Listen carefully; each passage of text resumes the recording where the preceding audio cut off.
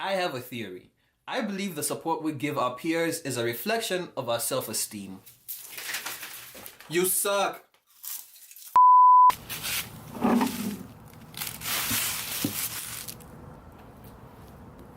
Chicken bones, man! Yeah, stop trying to learn.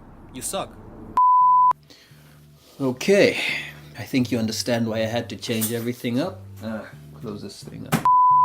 Alright, so I know you've heard this one before, but let me add a little creative freedom to my telling of it.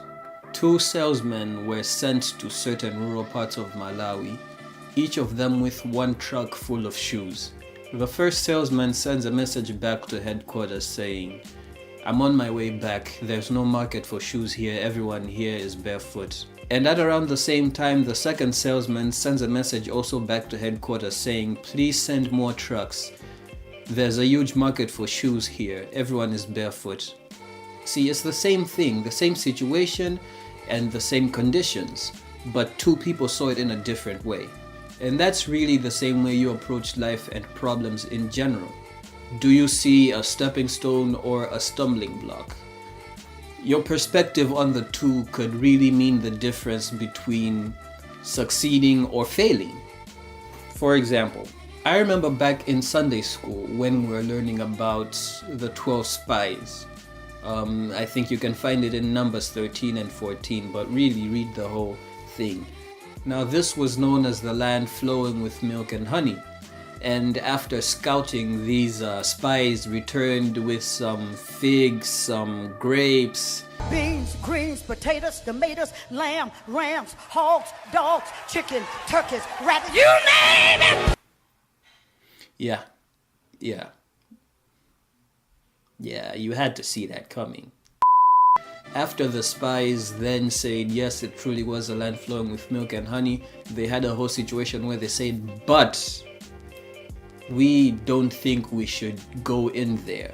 And only 2 of the 12 spies were confident enough to say, hey, the land is ours for the taking. Why? Because they weren't looking at themselves as the source of strength, but they were looking at God as their promise and their source of strength. They already knew they had the lands, they just had to obey and go on with it. They had a difference in perspective.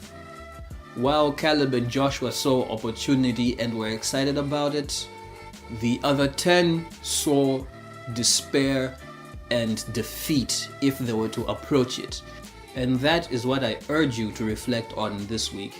How many opportunities have passed you by, not because you couldn't grab them, but simply because you already believed you could not make it. Your approach to a challenge will be the difference between your success or failure.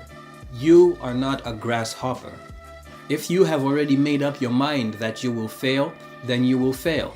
Next time you look in the mirror, do yourself a favor and tell yourself you're not a grasshopper. Tell yourself you are not your mistakes, you are not your past. Tell yourself you can do it, and then go and try. Make up your mind to go and seize the day, no matter what challenges, no matter what problems come your way. Beans, greens, potatoes, tomatoes, beans, greens, beans, greens, beans, beans, beans.